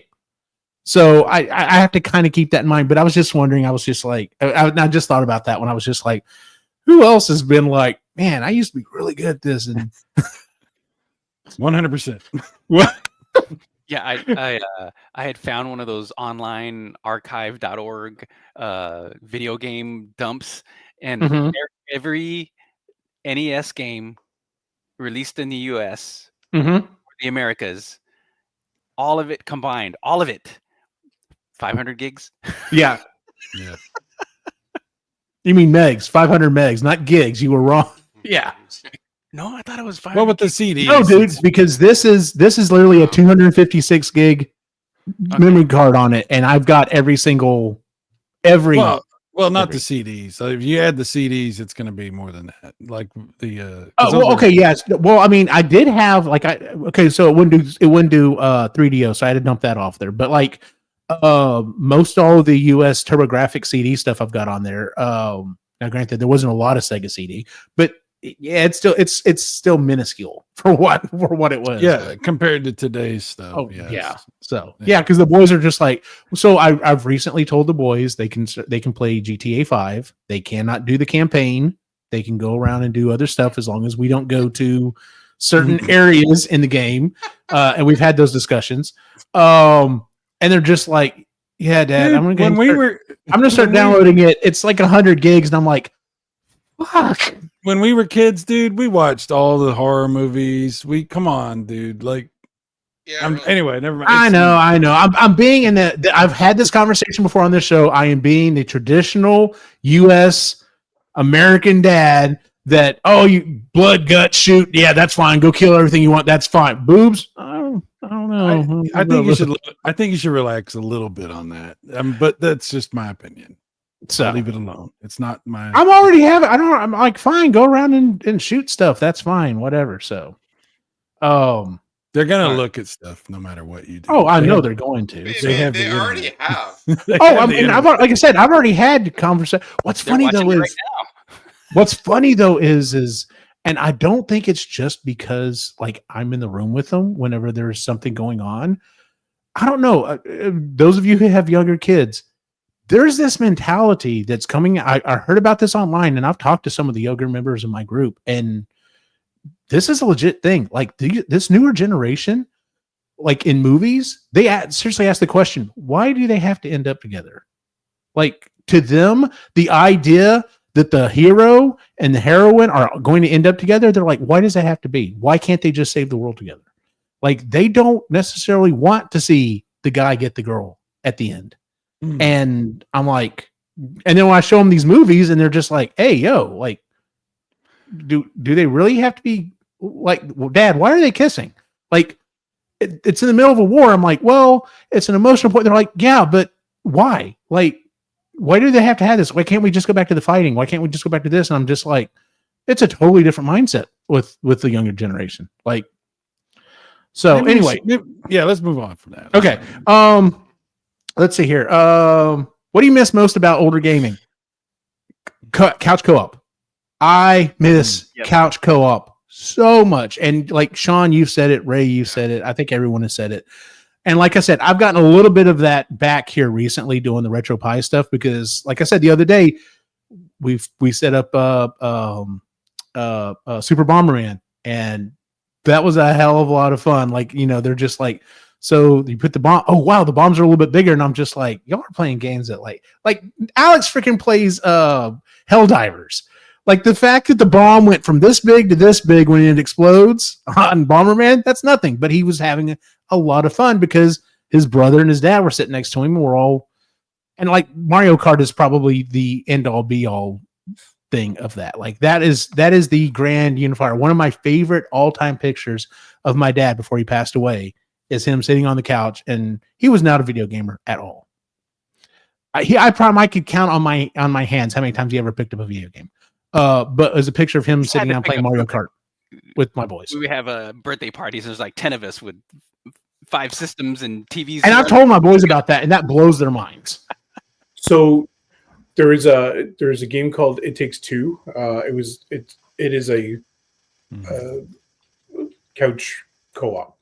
And Quinn and I played that one. They're coming out with a new one called Split. What's it called?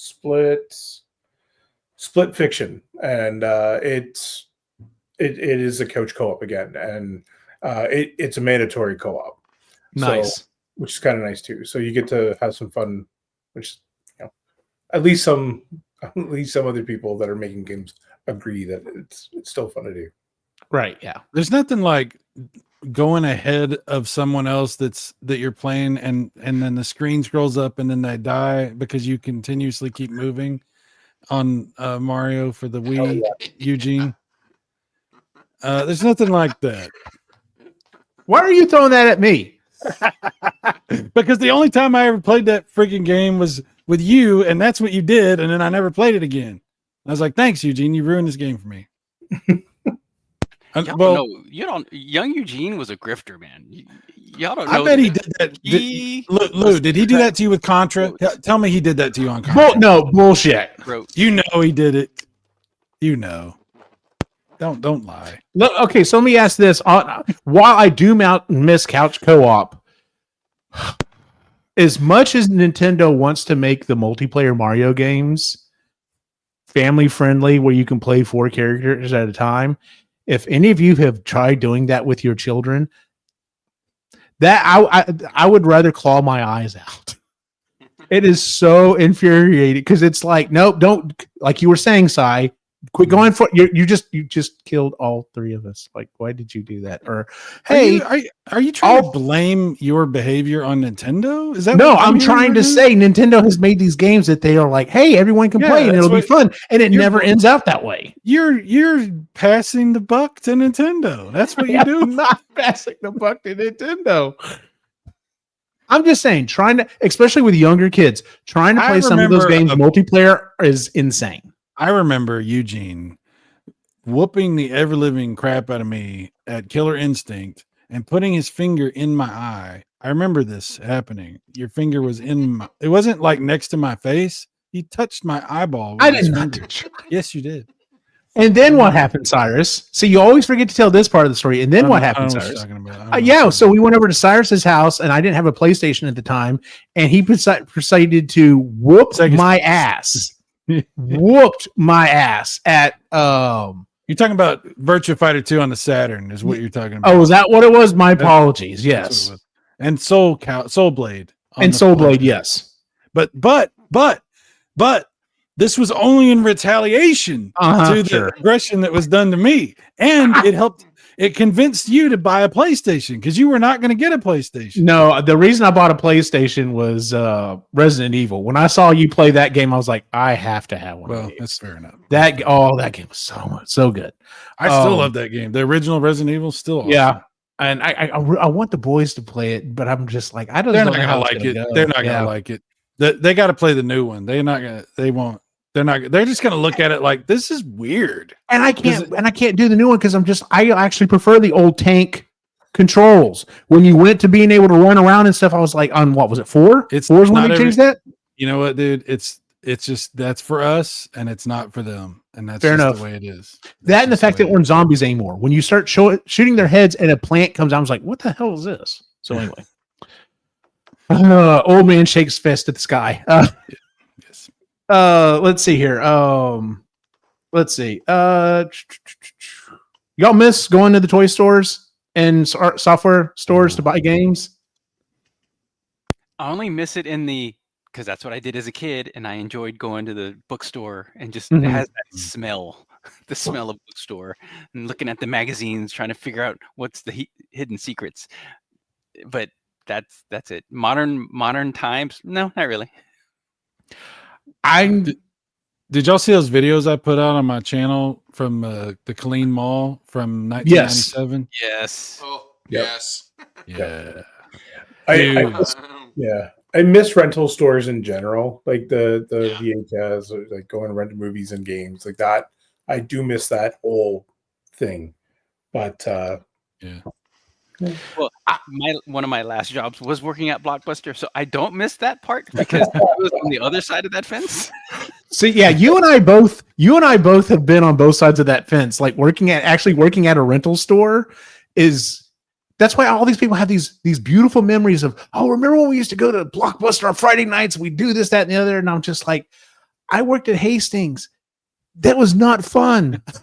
See, Chris worked at Movie Gallery, and it was fucking great because we'd get the movies before they were released. And oh, see, we didn't have that opportunity. Yeah. oh yeah, They used to have screeners, and then we would go watch a Oh, movie, Yeah. and it had the little streamer at the bottom. This is not for sale, and yep. See, upper management would never hardly let us get a hold of them until the movie pretty much had already come out. So I didn't really get that opportunity. I got a couple of games. I remember getting at least one game before it was released, and the deal was that I'd have to come back the next day and pay for it, so that it was a legit sale the next day.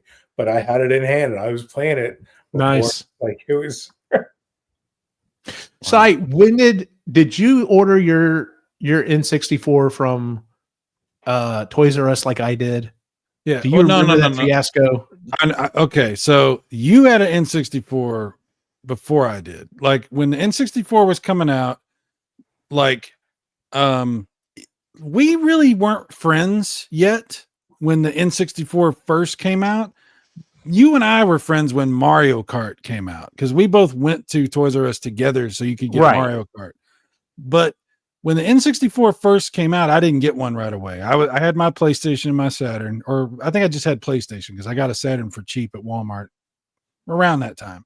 But anyway, but when we started talking, you were like, "Oh yeah, I got an N64." So I started coming over, and then you let me borrow your N64. But no, you were in the beginning. I wasn't in the beginning. I didn't get an N64 for like another, I don't know, several months. The reason I asked that is because I was like, oh, I'm going to be smart. I'm going to go ahead and pre-order it at Toys R Us so that I can go get it. And everyone else broke street date. I remember everyone else broke street date by like 3 or 4 days. It wasn't even just like the day before. It was like 3 or 4 days. And I was just like, everyone's got it. I'm going to go get it. And I went there and just like, oh no, we're not breaking street date. You can pick it up on Tuesday. I was so pissed. Wow. That's another one of those things. It's like, on the other hand, on the flip side though, I do remember some great nights hanging out with like my brother or you or Dude, even you know how Lou. many classes? I had to drop classes from college because we would skip class so many times. I'm not even joking. I had I think 2 classes I had to drop because of freaking Mario Kart and well, I was mainly talking about like going to go get games. Like I remember having like when the was it the Wii? Yeah, when the Wii came out, I remember like staying up almost all night with my brother because I had pre-ordered mine and he hadn't. So I had to like go stay up over almost all night at Target with him to get his or whatever. That was one of those things. Do what? Thanksgiving, Black Friday, standing in line at front of a GameStop. Yep. Trying to get the Wii, and they handed out little patches, and they had a patch. One of these patches will get you a system. This is all we got. So they're handing out patches. The last patch was the guy in front of me. Oh. And then a half second later, he turned and gave it to me because he was just standing with his friend. They were going in on one together. And so nice. I got the last patch. Nice. Wow. But like I have fond memories of doing that stuff. Now, as a 47-year-old man, do I want to go do that? Not really. Although in the back of my brain, I keep thinking, I'm like, but how fun would it be to tell the boys, hey, y'all are going to school tomorrow. We're going to go hang out at wherever, and chill and have at least one of those experiences with them. I think it would be fun to have at least one of those experiences with them. But I mean, like I said, with the exception of the Switch, I have no consoles in my house that have either a disc drive or any kind of drive. So buying a physical copy of a game isn't even possible right now. And I kind of miss that. But like you said, but in retrospect, I'm like, yeah. But on the other hand, I tell it, yeah, I want to buy the game and it'll be downloaded tomorrow morning whenever I wake up. It is kind of nice. So that's another thing, like borrowing a game system. You kind of can't do that anymore. Yeah, because everybody has separate accounts and all of that. Like I remember our friend Sean, he would go with his family on summer vacations back to Korea to see family. So he's like, hey, if you want to borrow a system, just ask me because I'm going to be gone for months. So I remember I borrowed a PlayStation 2 from him, and that's the first time I played Gran Turismo. And I was like, okay, I'm really fighting the urge to go buy a PlayStation for Gran Turismo. And then later on, he let me borrow his Dreamcast. and I played almost all of Code Veronica, start to finish, and I was near the end, and he's like, "Hey, I'm back. I want it back now." Oh man, I can't finish the game. I never did finish Code Veronica. Never did. No, but that's a good point, because you could also like loan games to other people, like you can't. You can't do that hardly, and you can't you can, and renting. There are some games out there that are short. I mean, I don't know about necessarily nowadays, but like there were games that were just like, yeah, this was a rental game. This was clearly a rental game. Go, play it, get as much fun out as you can. It's not something you're going to drop $50 or $60 on. Right. But it was a perfectly good Blockbuster game. And now it's like, no, you're going to buy it, and doesn't what's it called? Steam have a thing like if you can return it within a certain amount of time or whatever, but like it's a very short period of time. Like you get like 3 hours or something like that to decide whether or not a very small amount of time. Yeah. Something like that. Yeah. So, but yeah, those are just things that are kind of gone. And as an older gamer, we remember that. And of course you do have your Game Pass stuff where people can pay a service and then they just play all the games on that service. That is nice. That is nice. That's still per person. Yeah. Yeah. Now that they have it to where you can designate a home console. So anybody that can play on that physical console can play the whole library of games. But most houses, if you have more, you have multiple consoles. So it's you even with Game Pass, you can't play. I can't play with my son the same game. It's either it's nope. This another person's playing this. You can kick them off. That's an interesting point. You can't. They don't have family plans. Which I don't get. Like, you would think that would have been something they would have figured, because I'm paying for 2 passes right now. I was paying for 3 because I would run into that. Like, I would designate my console as the home console, but then Nicholas could play. But then, like you said, if it's like, oh, hey, does everyone want to play this game?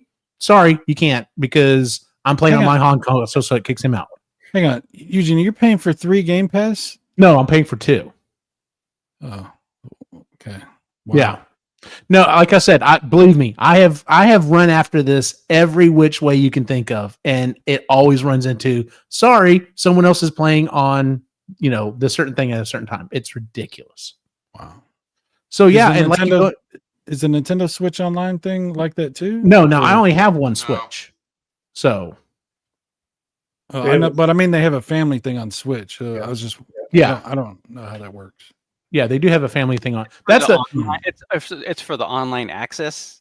It's not like per the game. Yeah. Oh, right. Because it's. Oh. I know PlayStation has the PlayStation Online. Is that also single player only, or is that? I don't think anybody has a family plan, a proper family plan. Wow. Yeah, and see, that's another thing coming up. Something I didn't even think about until we started just talking about it just now. That's another thing. Used to, back in the day, you bought the new console for the whole family.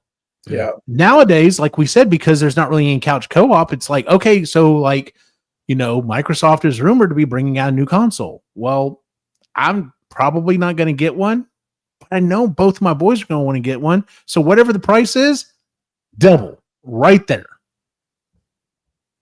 It's hard. It's tough. So yeah, we have 3 Switches and 3 Xboxes. Damn. So, oh no, I'm not. That's too long. We're already almost at 2 hours, so I'm going to start wrapping things up. I was going to bring up a question.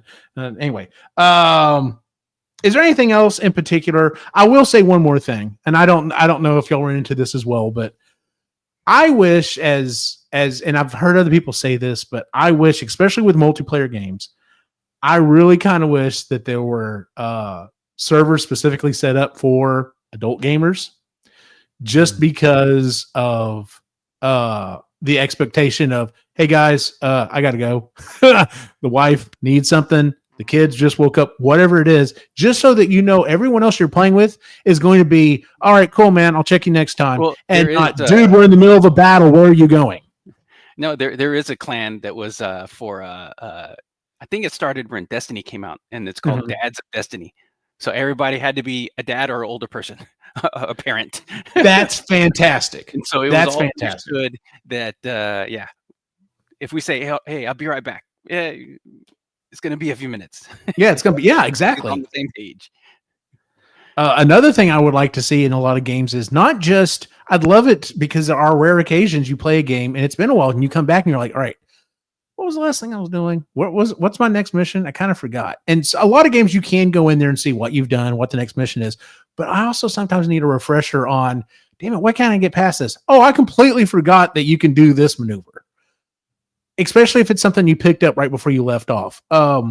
Sai, what was you had bought a game and gifted it to me. Is the one you play, it was on Xbox that you could run around and you were in these giant mechs and run on the walls. Titanfall 2 or no, Titanfall. Yeah, Titanfall.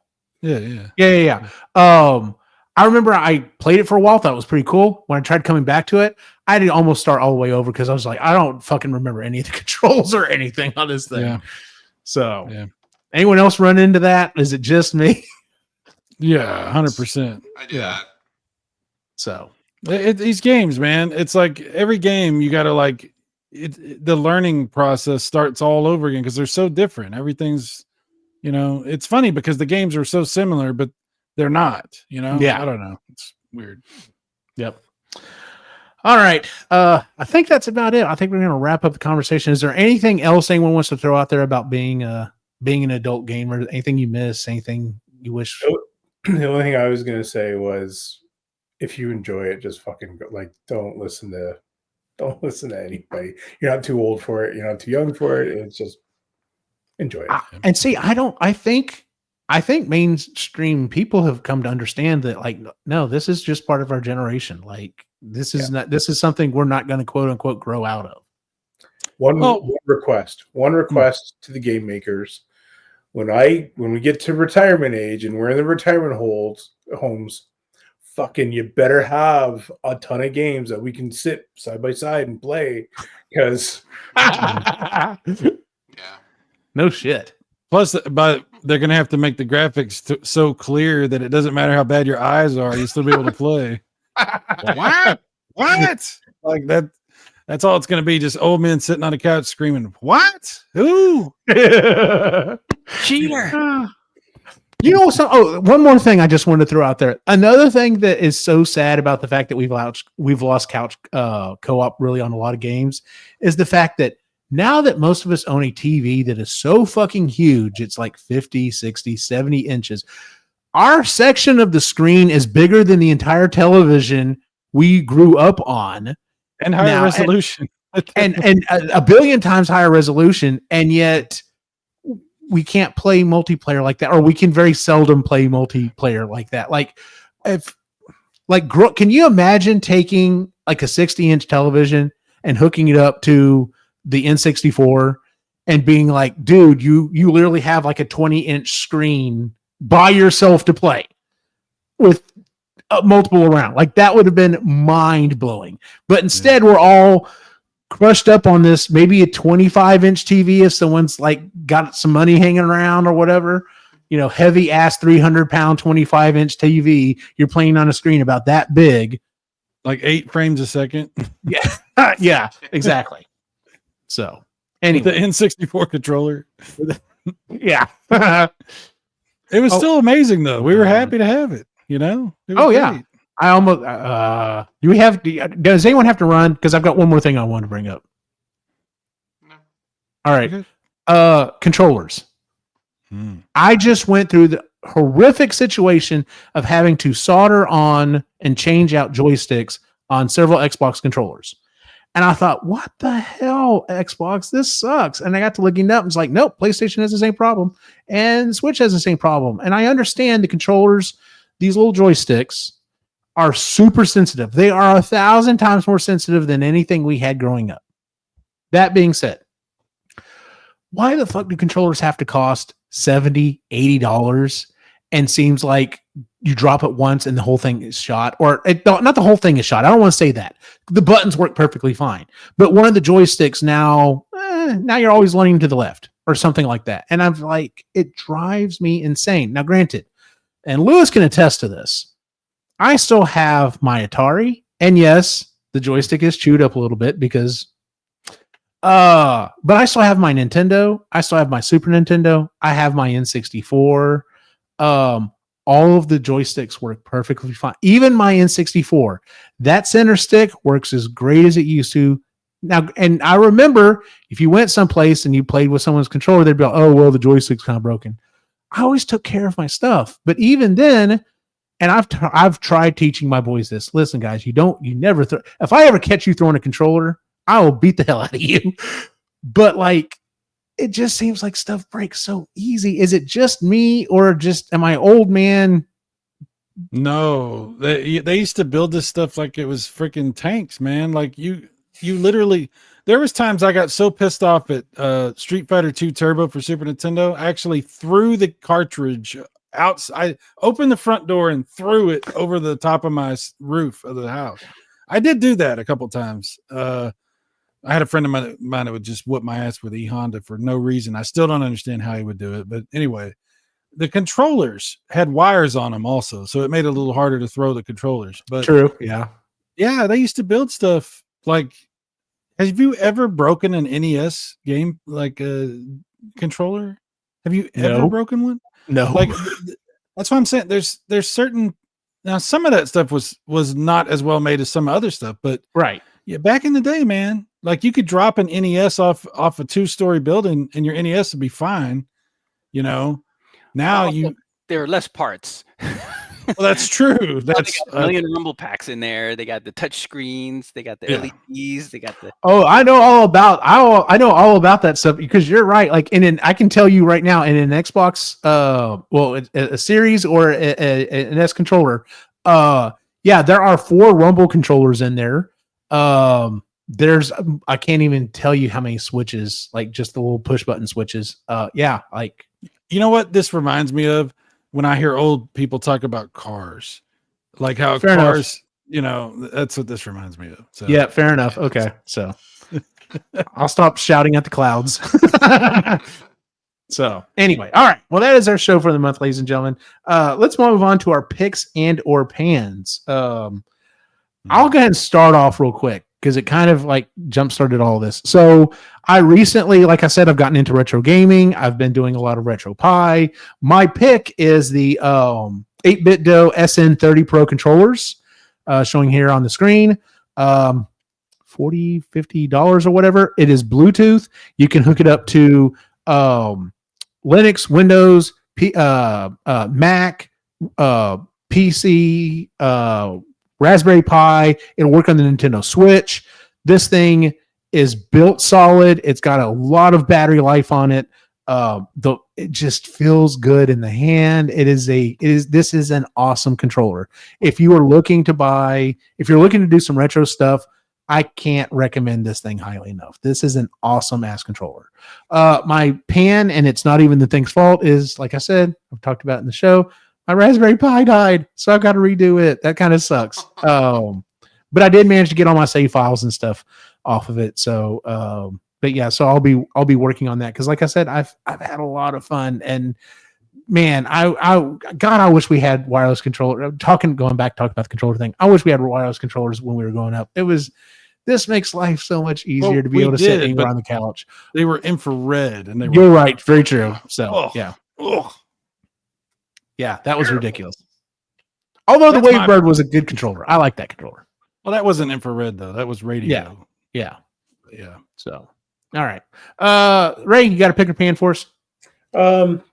Yeah, I got to play board games online with Jen today, and that's going to be my because it was good to reconnect with her for a bit and just chat about other life and how her trip was and everything. So that was a good time. And we're gonna go see Logan hopefully tomorrow, depending on the weather. So cool. Sean, you got a pick or pan for us? Had a lot of snow days over the last couple weeks. It's been kind of nice. Nice. Some video gaming in, so that was always pleasant. So other than that, just suffer neither highs nor lows. Fair enough. Cy, you got a pick or pan for us? If you don't mind, I'm going to take a second to talk about some of the new stuff that Atari has been doing. This is a Atari 7800 Plus. it's a new HDMI Atari 7800, and it actually plays real cartridges. It comes with a wireless controller. Yeah, it has wireless controller, but it also does the regular controllers. And Atari's been putting out new games cartridges, and I bought a whole bunch of them. And if you're into retro stuff, oh, dude, that is awesome. That's cool. Dude. Yes, I have done some videos about this stuff, but they've even reissued some games you can't find anymore, like Ninja Golf. So yeah, it's awesome. But yeah, so I guess that's my pick. Is if you're looking for retro stuff, this is this is on sale right now. By the way, it's like $100. So if you're looking for retro stuff, this is the time that the stuff is around. It's going to come a time when we age out on retro, and these companies that are making products are aiming them at people that are really in a generation younger than us. So this is really when you want to start looking for things if you're interested, because there's some great stuff and cheap stuff too. And you're talking about computer stuff earlier too. There's some really cool mini computers that are like the Commodore. There's a mini version of Commodore 64, the Atari computers, stuff like that. And a lot of that stuff is on sale because it's been out for a little bit now. So just something to think about. And I just wanted to mention it since this is like probably the only time we'll do a show where I really feel like it's relevant for me to mention this stuff. So there you go. Fair enough. Lou, you got a pick or pan for us? So yeah, recently, just this past week, I harkened back to my college years and started playing the Age of Kings games again. Oh, and nice. So they recently re-released them on Game Pass, but they're enhanced, but they didn't change them. There's no HD pack necessarily to make it look all modern graphically. It's literally the same original game. Of course, they did modify it to handle today's modern resolutions and high-end CPU and GPU and all that. But yeah, so I've been playing those this week. Nice. I would love if they would go back and just all they have to do is fix the net code for Command and Conquer Generals. That's all we need them to fix. I don't need them to fix anything else. Like maybe if they want to maybe level some of the stuff, maybe make it so that you can't make 1 billion, Chinese soldiers and causes the net code to break. But the net code had problems anyway. But that type of stuff, and we didn't even go down that route of things with redoing old games. But anyway, no, that's awesome. That's cool to hear. So, like I said, that is our show for the month. If you would please give us a 5-star rating on YouTube or Apple Music, wherever it is you listen to the show or watch the show. You can watch the show on YouTube. We usually put out a new show almost every Monday. I've started putting up shorts, believe it or not. I'm very proud of you for that, Eugene. Getting quite a few views on them, which is kind of crazy, but it's funny to see like, oh, you got 15 views on the actual show and you have 900 views on the short. I'm like, okay, whatever. That's a thing. But yeah, you can definitely subscribe and watch the show. You can find us at epicallygeeky.com, where you can find the other shows that we do, including the Creatively Geeky Show, Marginally Geeky, and Sustainably Geeky Show. We have cut back. We're doing just Instagram and Facebook, social media wise, just because I'm tired of dealing with all the other stuff. We could do a whole episode on social media. Maybe we should. We'll just talk about the rise and fall of that because I know some of us are about done or are way past that point at this point. But you can find us at Epically Geeky that way. Where can we find you online, Ray? The Reluctant Yeti on Instagram and Blue Sky. Sean? Usually screwing around in Wikipedia. So all you university and college students, beware. Also, your favorite broken toy on Instagram and TikTok. Cyrus? Hey, there you go. And for those of you who aren't watching the video version, Super Mega Graphic 64 on YouTube. Lou, are you on social media? I know you are. More consumption than production. Fair enough. You're going to be putting your shorts on OnlyFans soon. Fair enough. Okay. Wait a minute. What did you said? You're going to be putting your shorts on Talking OnlyFans? about shorts. So all Oh, he's putting his shorts on OnlyFans next. Okay. And as always, you can find my individual wacky adventure online on Instagram and Facebook at Optimus Gene. For everyone on the site, have a good night.